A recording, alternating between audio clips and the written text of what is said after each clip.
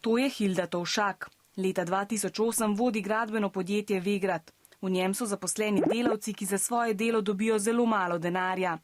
Podjetju Vegrad gre vedno slabše, dokler leta 2010 ne propade. Brez dela ostane okoli 2000 delavcev.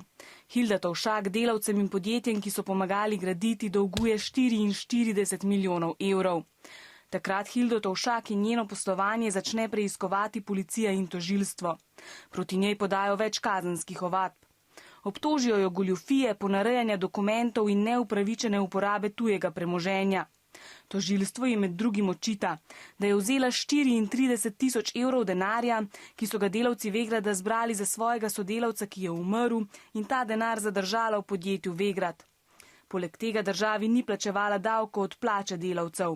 Od plače bi morala del denarja nameniti državi, a tega ni storila.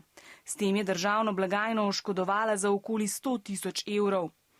Hilda Tovšak je aprila letos priznala krivdo in obsodili so jo na 2 leti zapora zaradi kaznivega dejanja prikrivanja denarja in neupravičene uporabe tujega premoženja. Proti Hildi Tovšak pa tečejo še preiskave za okoli 20 kaznivih dejanj, med drugim zaradi več goljufij in zlorabe položaja.